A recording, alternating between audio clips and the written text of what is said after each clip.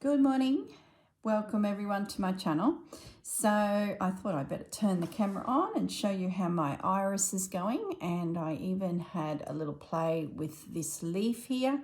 If you watched my last video last Friday, you would have realized that I discovered this.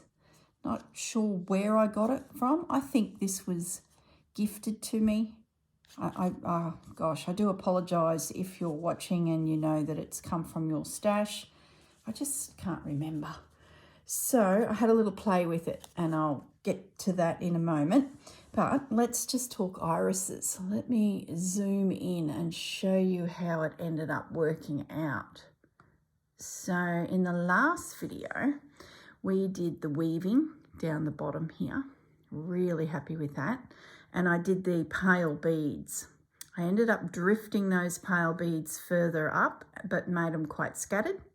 I then found the darker beads, so I did a pop of them here and then just scattered them over here. I didn't really want to make the petals look heavy. This is quite a heavy looking petal, so I scattered them a little bit more over here, so I'm really happy with that result.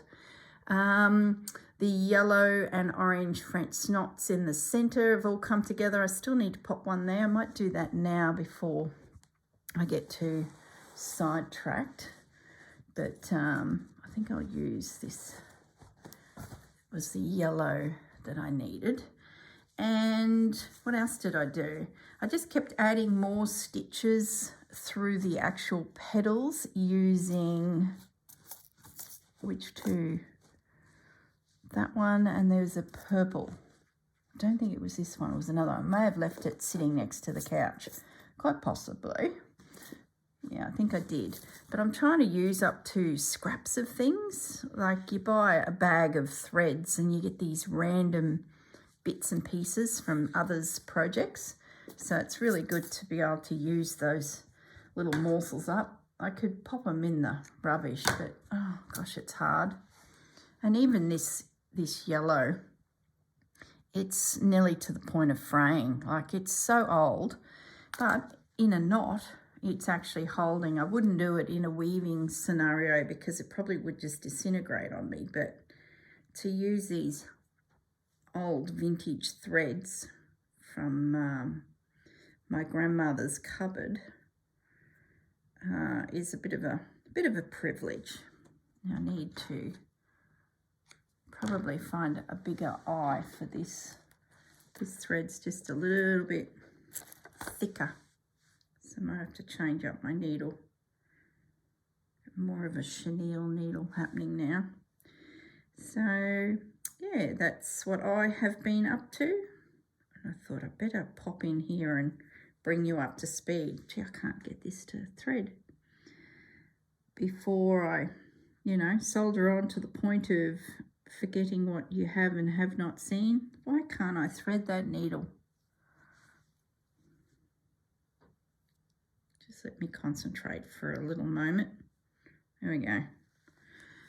All of that effort for a couple little knots, little French knots. So am I in shot? Yes.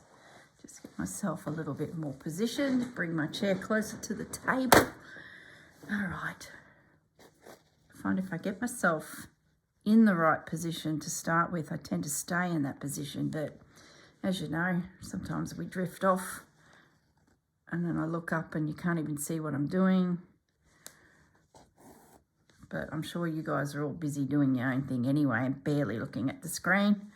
It's just listening to me yibba yabba on.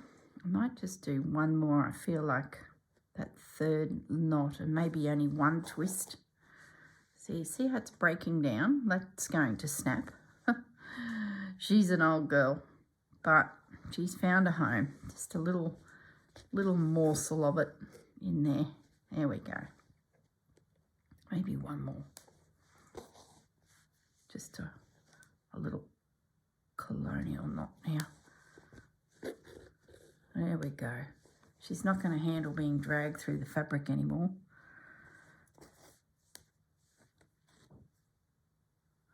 Probably should go in the bin, but I just can't let go. It's a shocker. It's such a pretty yellow. It's like a real lemony yellow. There we go. Now, what I'm doing with my little iris, because I believe that I've got all of the colours sorted. The only colour I didn't deal with is this bluey tone. And I thought, oh, I might just leave it because it's like bringing in another colour. And I was pretty happy with the way it all is sitting there. So I thought I'll start doing some seed stitch. Now, seed stitch is going to be my background for the majority of the piece, which is just like giving myself so much work. But, you know, of an evening when I'm participating in a movie or watching a movie, you know what I mean? Just you're in the room, but you don't really want to watch the movie. I got to have something to do. So seed stitch is going to be what I do on this piece. Now you can use the stab stitch method, where you just come up and down, which is probably my preferred method when it comes to seed stitch, because it makes sure then that your stitches go in all different directions. And that's the secret to beautiful seed stitch. You must have your stitches. Where's a pen and paper? For those newbies out there, let me just back it up a little bit. The secret to seed stitch is little stitches, but they must go in all directions. It's all about the randomness. If you get to one direction, it just doesn't look as effective. So you've got to be mindful that your needle or your wrist changes direction all the time, every stitch. Once you sort of get into the rhythm of it, see there's two I've just put together there.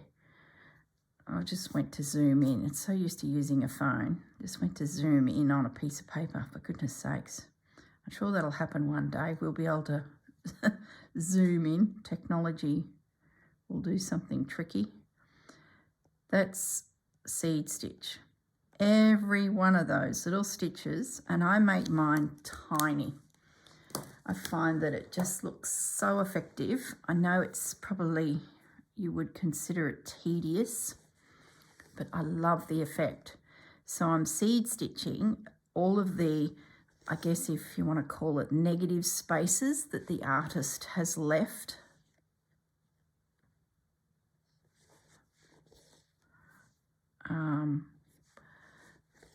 Between her painting, the air. And it's going to just give us that little bit of texture. I think when the piece is hanging up, it's going to add a real dimension to it. And look, I've got 3 months for each one of these. So if you want to get a little elaborate with stitching and you've got the time, like a 3-month period, it's so worth it. And if you do a little bit each day, as Jennifer would say, 15 minutes of stitching, just to loosen up your hands or to free your mind of any thoughts, just to relax. Seed stitch is one of those stitches that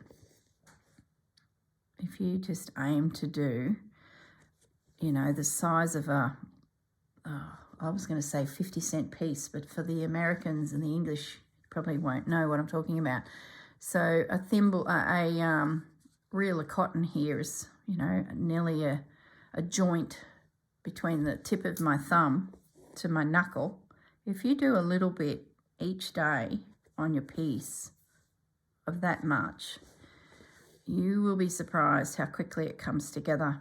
I usually cut off 3 pieces of cotton, a decent length, and then that's what I use. Once the 3 pieces are done, I move on to something else. That's sort of how I measure it. It's like my little, what do you call it when you set mini goal? Yeah, well, setting mini goals for yourself. I do it all the time with stitching. I'll just work this little area. I'll catch that little bit. Then I'll go and maybe do this little area. So I've snuck down into the yellow flower, orangey flowers here. So I'm going to end that off. And I'm going to go up into the top of that iris. I was sitting there stitching this morning and I looked out the window and I've got a couple big magnolias that I planted 9 years ago, and they are pretty much trees now, and they get the most beautiful big flowers, but they never last long. You know what magnolias are like. It doesn't take long that once they open up, they sort of disintegrate pretty quickly. And I just happened to glance out, and it's just been so hot here that the magnolia hasn't done a lot of flowers. And we had a little bit of rain overnight. And here is this beautiful bloom. And then when I sort of stopped for a moment and had a look at that bloom, I noticed there's probably 4 or 5 other blooms nearby, and that's it on the whole tree. And it's like they've just exploded, and I've caught it right at that moment before they start to disintegrate. So I dodged out there and I took a couple photos. So at the end of this video, I'll post those photos so you can see. And there's one particular flower, one magnolia, that the little, look, I don't know the exact botanical name for the bits, but let's call it the stamens. There's like that lumpy center, and then there's all these little stamens that come off of it. They have fallen already and have dropped and are caught in the petals of the magnolia. So let me get pen and paper again and tell you what I mean. They seem to have this lumpy bit in the center of the magnolia, and then on that are these little bits that the bees are attracted to. I'm guessing that the pollen or nectar or whatever it is sitting on that. So you've got this little furry thing happening. Well, this magnolia, it's got the stamen thing still in the middle, and then you've got the big leaves that come out from it. So it's got its main big leaves. They're fully open, and then there's the odd little leaf that's sitting sort of in there as well, as it sort of has a double layer to it. But all of those little bits are lying in the petal, and it's so pretty. They're just like they've completely fallen off, and if there was a gust of wind, they'd be gone. It's just that moment in time where the petals are holding like a cup all of these little bits. And I was like, oh, it's like that moment of a flower breaking down, and it's so beautiful. And then I started looking at these little bits, and they're little cream bits with a little hint of pink on the end of them. Like I can't draw it enough, but it's like a little pink end on the cream. Oh, anyway, I'm getting sidetracked. When you start embroidering flowers, it really makes you stop and look at the flowers that you come across. I was in the drive-through of Red Rooster and there was a hedge of Magnolia, and it gets a little white flower. Another name for it is mock orange, and it gets a little white flower. So I placed the order for a couple hot chickens or hot chooks, and I was sitting there waiting for the car in front to move along to get their order from the window, and I spotted these little white flowers. So I just lost myself for a moment. I was staring at them and I was thinking, now if I was to stitch that, how would I do it? If I was to use lace on the petals, how would I do it? And my husband, he's like, are you all right? I'm like, yeah. And then I come to from my thoughts and realised the car had moved in front, but I hadn't. He's like, are you okay? Thinking I'd had an episode. I'm like, yeah. I'm just staring at these flowers here, thinking about the construction of them if I was to go into the stitching world and how I would stitch them. Do you guys find yourself doing that? Especially when you focus on a particular topic. I know when I'm stitching a bird, I start looking at birds a little differently and how their feathers are laying, and yeah, I love that. I love that moment where you zone out and focus intensely on the detail of something. I just think that is coolest thing. And I know that our project of flowers is just, yeah, really making me think about the construction of a flower, and I guess dissecting it in my mind. It's quite interesting. I can hear those dogs barking. I think young Stormy, the pup next door, is at the fence line, and my pair of idiots are there as well, and they're having their morning yibby yabba. They get so excited. It's very intense. They're jumping around, and I swear I can see Pepper actually smiling. Is that me looking too deeply into the dog's face now? Probably. It's funny.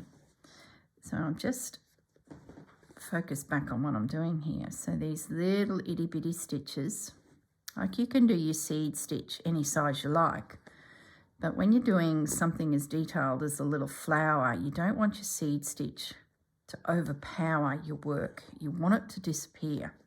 So you most likely have to do it really small.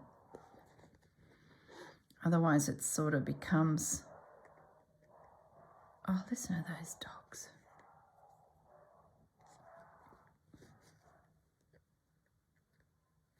Idiots.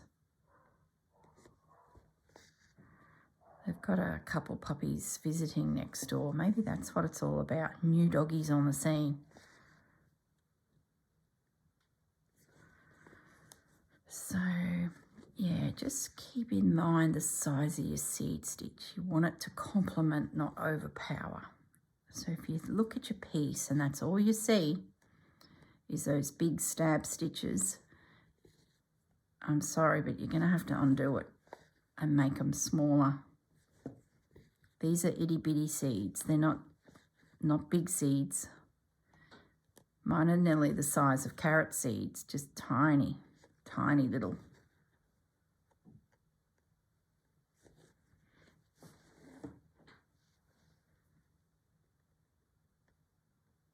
My dogs just walked past as cool as cucumbers, so whatever happened, they've finished chatting.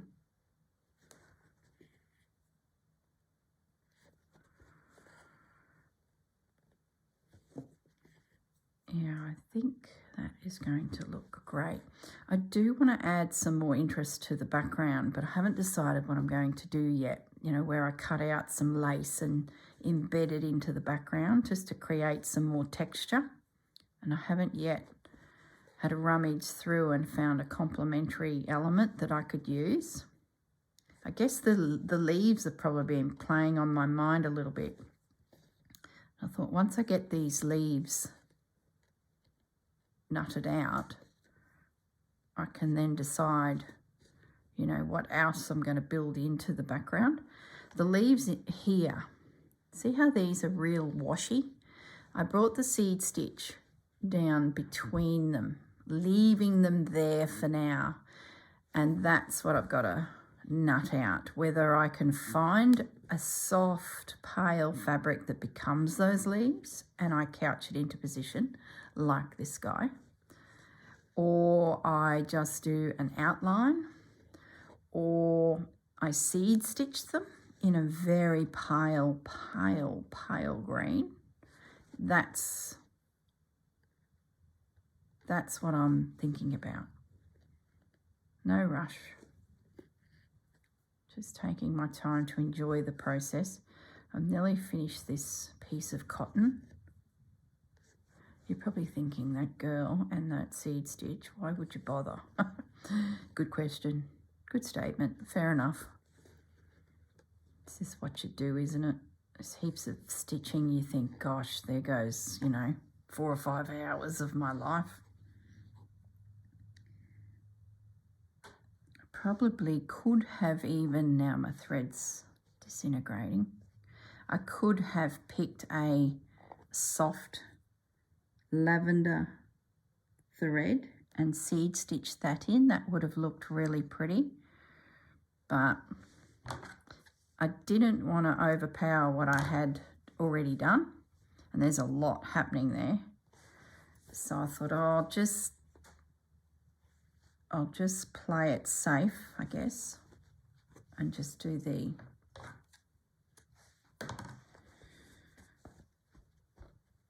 did I lose my needle then, guys? I feel like my needle just flicked. I just want to do a little bit more up here. So I've cut a nice long piece. So that will then carry on outside the flower, I'd say. No, I didn't flick my needle. The needle went bigger when I went to the yellow thread, and that's sitting in my needle thingy there. So all needles are accounted for. Reginald's hanging loose up the top here, my little bead needle. He's just hanging around. So I'm just going to now, see, I've got a little bit I need to do there, but that's all good. We'll get there. Just going to stitch. It's amazing how much seed stitch changes the surface of your work. Now, a few of you commented that you couldn't quite see what I did in the center of that rose. It was seed stitch, exactly what I'm doing here. So that's sort of what has set me up. So see how I'm doing the stitch? It's, yes, a little bit quicker by rolling the needle through the fabric. You can do that, but you do run the risk of making your stitches all the same, stitching them down all the same way. So if you do this, it's the quicker way of doing it. You must make your entry point of the needle from a completely different direction than where you sort of feel like you should go. And that then ensures that your stitches are in different directions. But you also run the risk of changing the length of your stitches. I can already see there's a couple there that look longer than the rest. So I'm going to stop doing that and go back to the stab stitch method, because I think my hand today anyway would do longer stitches. Sometimes I can tell the mood I'm in from my embroidery. If I'm rushing, or I'm relaxed, or I'm a little bit stressed, or I'm thinking about things, I can tell by the size of my stitches and the hand. It's sometimes quite tense, the tension. I can definitely see it in the crocheting. Oh, I've been crocheting up a storm. As you know, I've got my hashtag, I saw that hashtag a second ago, hashtag stash busting 2024 is me going to a cupboard of, or a set of drawers of leftover yarn and just doing something with it, because that space in my room would be better utilised for fabric, lace and threads. And yarn that I've got is from my crocheting era. So I have been busy crocheting. I've got my pattern, the willow pattern, and I've been crocheting up a storm. But guess what? Now my shoulder's aching, and that's sort of why I gave up the crocheting, because it was starting to give me a little bit of pain. So I said to my husband, I'm going too hard at it. Once again, the girls just a little bit too intense. So I've packed it up, put it to one side. I'm going to leave it 2.5 weeks, 3 weeks, then pick it up again. Because if I keep going at the rate I was going, I'll give you an update shortly about it all. But it's that shoulder blade muscle. I think it's because when you're crocheting, you're sitting in one position, you're supporting your arms, you're holding your thread, not much moves other than that simple little twist or flick. And if it's not your wrist, it's some of the tendons and muscles in your shoulder are sort of not doing much. They're not swinging around. At least with needlework, you're changing, I guess, your movement all the time. Especially this slow stitch. If you're doing cross stitch, I find that gets me a little bit because it's simple, repetitive movement, and that crocheting. Yeah. But yeah, going back to the size of my stitches and my mood of which I'm stitching in, crocheting is a dead giveaway because I'm doing a square to be stitched together to make a blanket.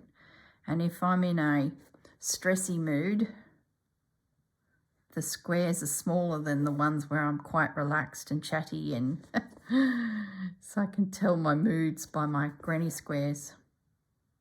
My willow squares is the name of the pattern.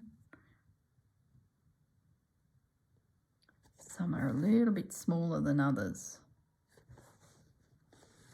Okay, so I've stitched the center of that flower with my seed stitch. Bit of a boring video for you guys, but it's about to get exciting. So I'll show you how I did that leaf. I'm just going to connect across to this little flower here.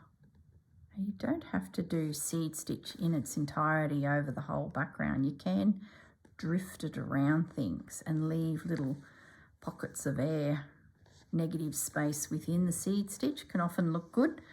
I find that tricky because I tend to have straight lines without realizing that there's a straight line there to make it look a little random. I don't know, it just doesn't come easily.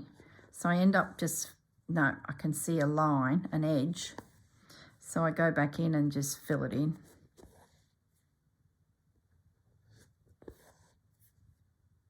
Who would have thought that you can see patterns within a random pattern of seed stitch?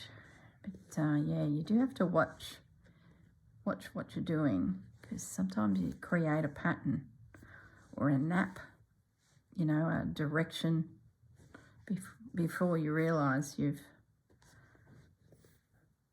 See, there's one there. There's 3 little stitches stacking on top of each other. Like, no one's ever going to notice it, to be honest. You know, probably overthinking this. But I can see it now. So I have to place a few really random directional stitches in there just to break the eye up. So focusing on such a small thing. But it's good, isn't it? Isn't it good just to focus on some little stitches? It's like the rest of the world just drifts away. Sometimes you just want it to go away.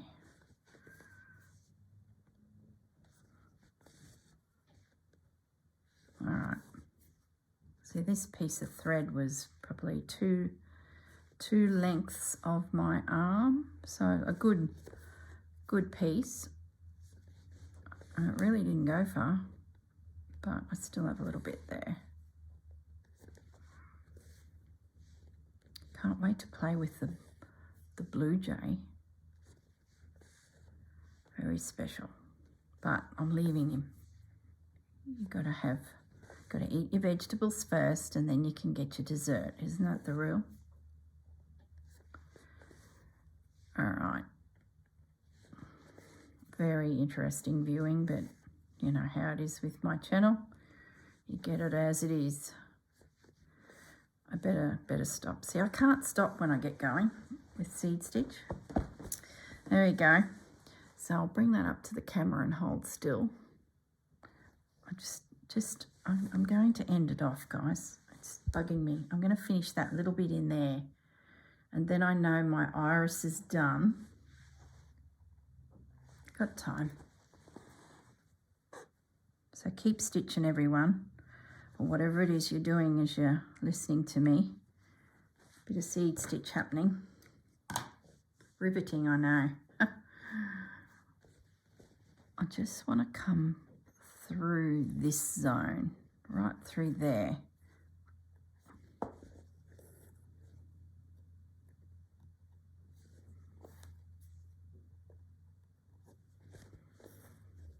Won't take me a moment. Then we're going to talk leaves. We're going to make some decisions. Maybe.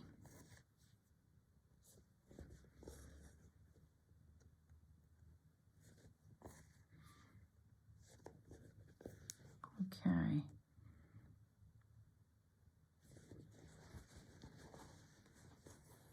Now we're coming up this little bit. All I can say is the more little bits and pieces you stitch into your flowery area or your petals, the more interesting it looks, the better it looks. It's all about layers. It's about adding, there's that cliche word, texture. And it's so true. Even if it's just a few little knots, a few little stitches, have a look at your flower and go and add something else and it really comes alive. Now I'm just going to scoot my needle to the top there, catch a few little stitches in that little gap, and then I'm going to call my iris completed. I shall take my needle up to this point, so now I'm on the perimeter of the iris, but the internals are stitched.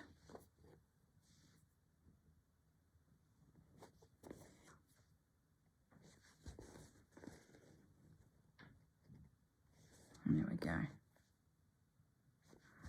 Now, just so that this doesn't get in my way, I'm going to finish off that. Get it out of my way. It's still a decent length, so I'll knot it ready for when I come back. Okay, so these leaves. Now, looking at my piece, I've got some really bold ones like that guy. Then I've got some really muted ones. They're the ones that are tricking me at the moment. The bold ones, they're everywhere. I'm pretty confident I've got a plan. So there's one coming up through here now that lays over this guy. So I'm going to show you what I'm doing. This ribbon has got a variegation through it, and I think it's actually perfect for what I want to do. Let me just get myself into shot there. So I can manipulate my colours, which is what I'm doing, and I'm twisting and flattening and just sort of mucking around with it as I go. I'm not cutting it off until I know I'm ready to cut it off, and I found a variegated green cotton. She's an old girl that I've somehow acquired. So I'm just going to thread up and I'll show you the couching down of that.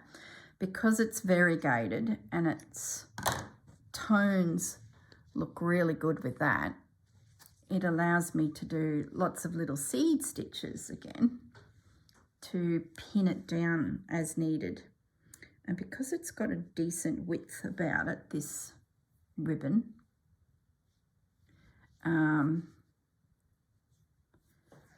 I can manipulate it a little bit. So let me just get myself into position. I've sort of brought the tip together.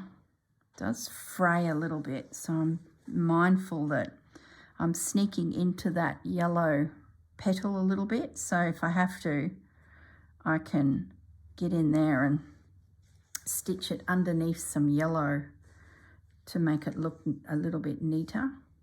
So I'm just catching it down, which is the seed stitch.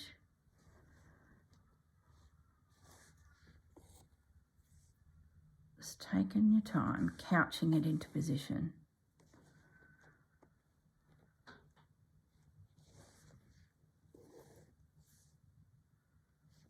If Gosh, I wish I could remember where I got this from. I think, Melinda, if you are watching, did I get this from you? Melinda was very gracious and sent me some happy mail some time ago. And all those little morsels have disappeared into my stash all over the place. And I've sort of now forgotten a little bit. Or it was, oh, I don't know. The only other place I can think of is Purveyor of Textiles. It was just in a container or a package of bits and bobs. All right, so I've got to keep an eye on the leaf underneath and keep it within the confines of what the artist has done. So I'm going to hug the edge of her artwork, her painting, because then I know I'm going to keep that leaf to the size that it should be. So you can see that where my needle's coming up, I'm right on the edge of her green. Gosh, can you see? So I'm going to bring my needle up right there, push the ribbon towards the needle and catch it down. Because otherwise, if I just go willy-nilly, I will lose the shape that is below. And I'll have this random leaf that may overpower everything because I haven't really followed to the artist's hand.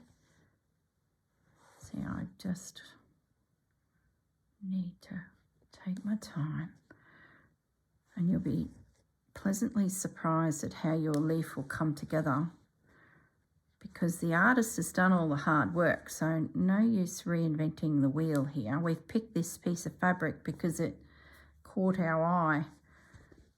So I'm couching the edge. Now the leaf is disappearing now. It is literally fading away to nothing. So that means I need to stop. Let's get it secured at the point. So now I've got to work out how I'm going to come back down, creating a point of which this leaf will finish. So I'm squinching it all together and just focusing on that point. And put some stitches in there because I'm going to now trim the fabric off, or the ribbon, or whatever it is. See, the same thing applies to lace, it applies to fabric, whatever it is that you're couching into position. You might just find a beautiful green fabric, a ribbon. So I'm just now really intensely stitching that point because it will disintegrate. And see how that's still sitting out there? I'm going to bring that across to help build the tip of my leaf.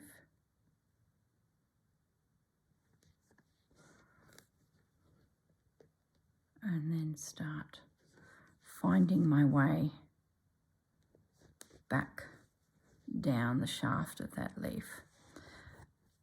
I think what's helping me here is there's a shimmer to the fabric as well, so it hides a multitude of sins.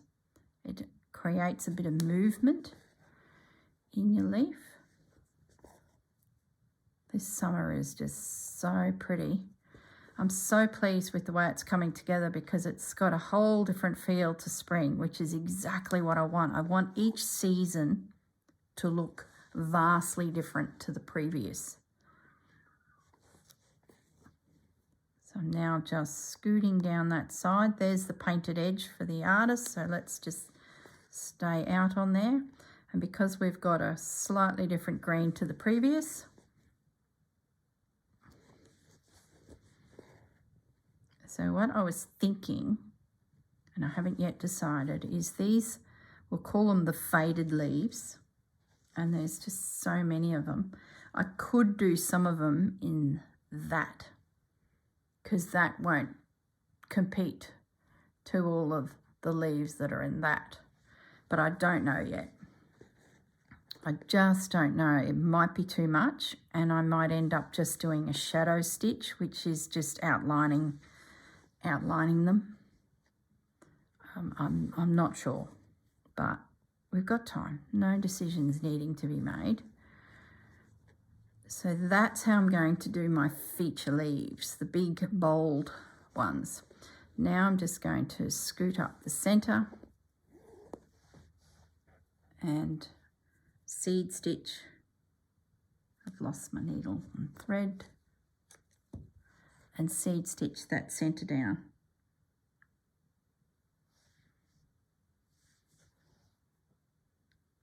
Now, because I'm using a furry little ribbon, gosh, what have I done?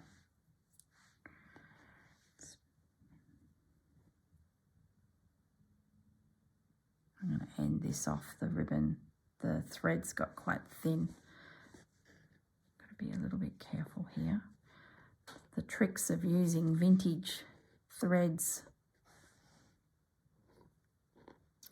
It's going a little bit pear-shaped on me, but that's okay. Oh, stop. Stop, stop, stop. It's disintegrating. It's had enough. It's been pulled through the fabric enough times.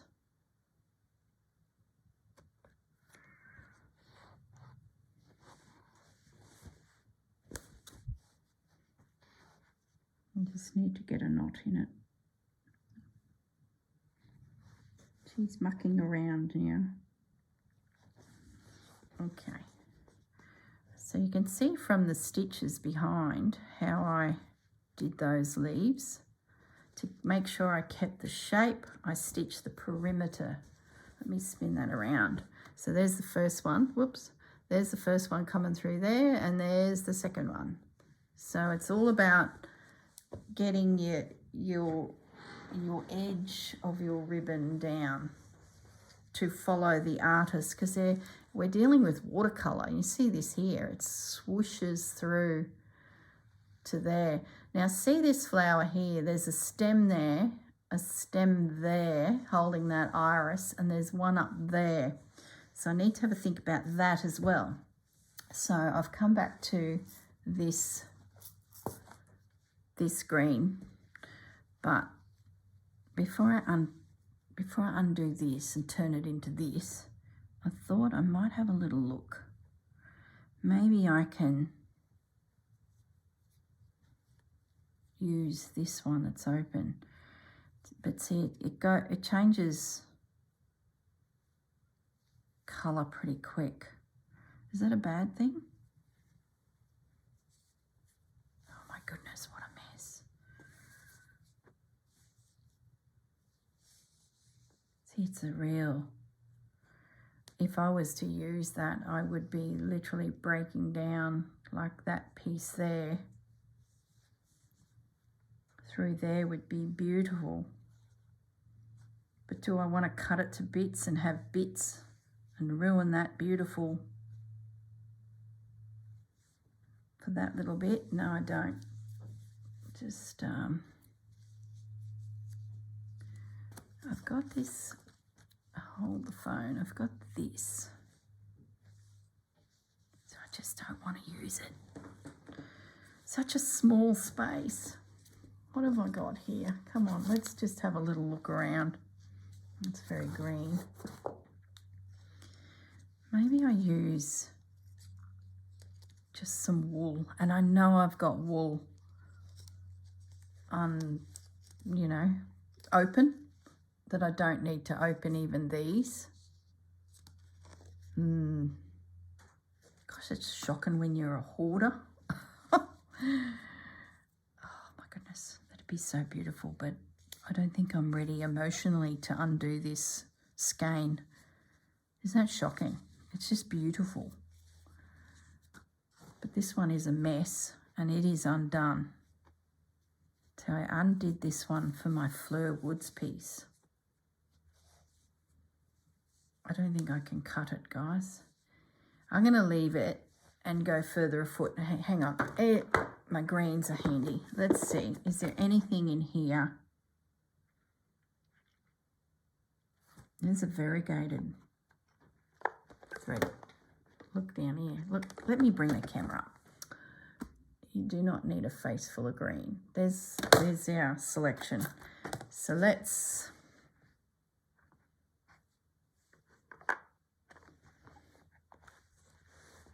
look at this guy. Aren't you an interesting? And it's got a satiny feel.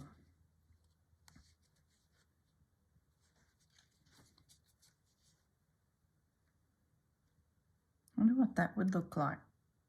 Satin stitch through. No, see, my feeling is I need something chunky to handle the leaves. That just feels safe, and it's not bold enough. What about just stranded cotton and we...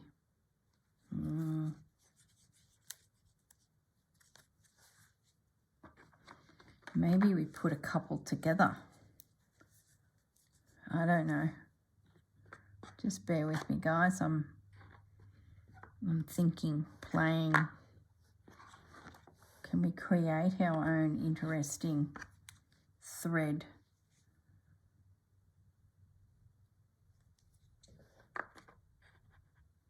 Don't know. I wouldn't mind doing the whole couch it down business, because then it's textured. So if we put a muted wool with a bright green and then couch it down with another green, would that be silly?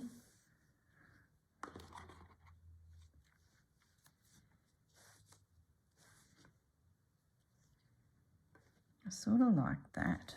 I know it's olive, but no. Here's another wool. Maybe I'll get rid of that frog green. I feel like I need to anchor.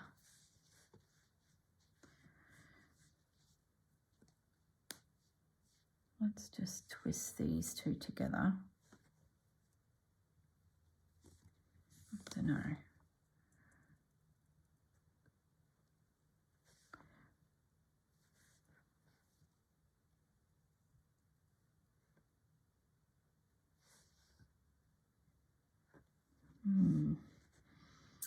When you get a lot of greens, you start competing, don't you?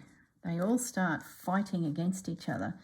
So then when I have that thought, I start thinking about using a completely different colour, like brown, chocolate, gold.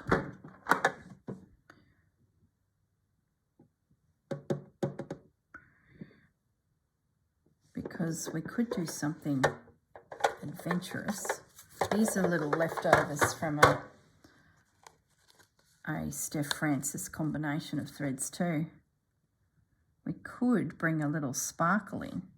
So all the stems then suddenly become obvious.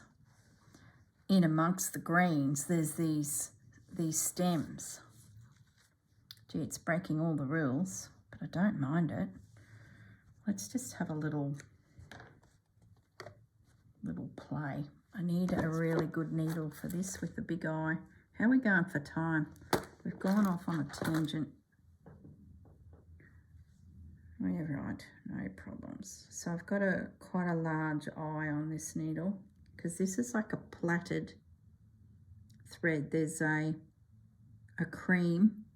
Let me bring it up to the camera. There's a cream and then there's a gold through it. So it can be a bit finicky dragging it through fabric. So try and have, when you're using these types of plaited threads or cordage, try and make a good hole for it to sit through, like pull through in your fabric. So I'm just going to wiggle it a little, and I'm going to take that straight down there and lay it down. I'm going to do a return stitch. Oh, I like this. This is putting a little bit of shimmer in. There's shimmer in these leaves, so it could handle a bit of gold. And because there's no rules to this project, well, oh, now I've come out of the same hole, so back in we go. I'm going to bring a third line of it down. I want it quite substantial.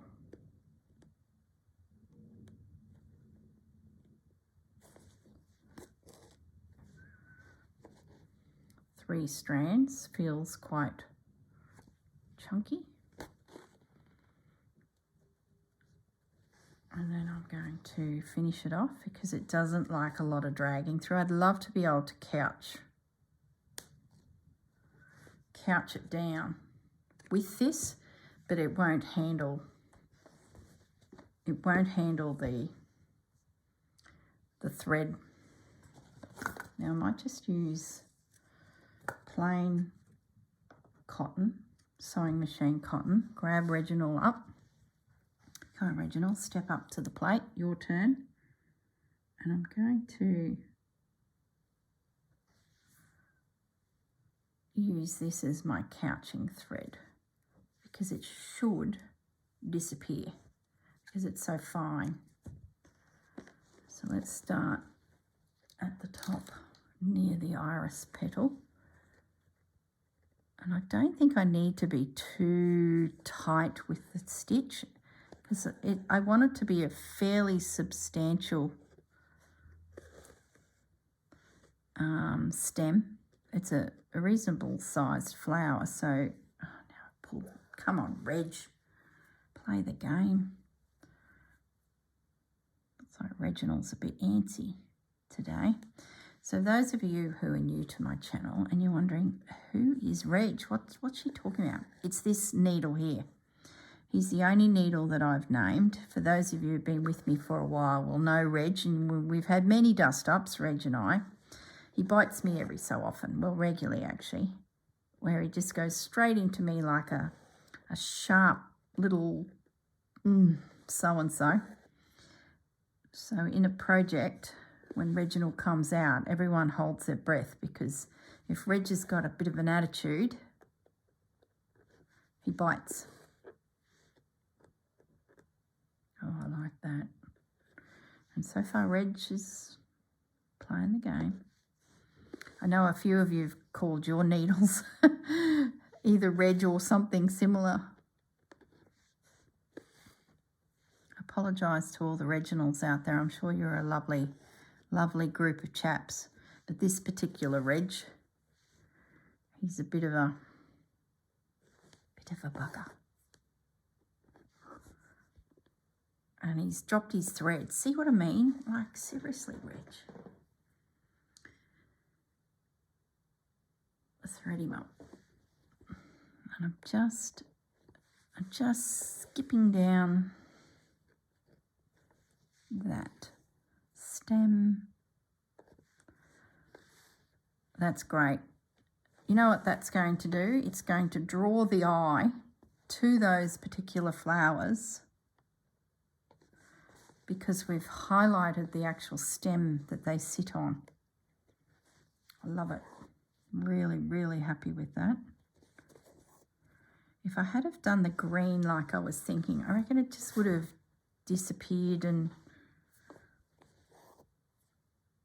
it's like trying to make each element a bit of a feature without it becoming a hot mess. It's like this stem here. See that stem going through that palm frond? That to me needs to be highlighted just as much as all that. And the more you look into these pieces of fabric, the more you see. Like, look at that dainty little leaf there, that little guy. Then there's a little stem there, and even these little lilac flowers. Beautiful. Okay, enough stitching, I believe. I think I've got myself a bit of a plan. I can work some more leaves. I can finish the stems. Yeah, there we go. My iris now has joined into this bouquet coming out. So that will be gold there, and that will be gold there. That's probably all that will be gold. I need to seed stitch through here. I haven't done anything on the big iris at the top, but whenever I had leftover thread from down here, so there was a little bit here, I just stitched it in. So he sort of got a little bit of attention due to having leftovers from that. So, but I'll work on him another day with you. Like, there's no rush. We've got plenty of time. Really happy with that. I think my homework will be to maybe do a couple more leaves. I might even do them with you because they look really cool and they're fun. But I'll definitely get my stems couched in and some seed stitch. Maybe that's enough. But I think it's going to really start to pop. All right, guys. You guys have a great weekend and stay safe.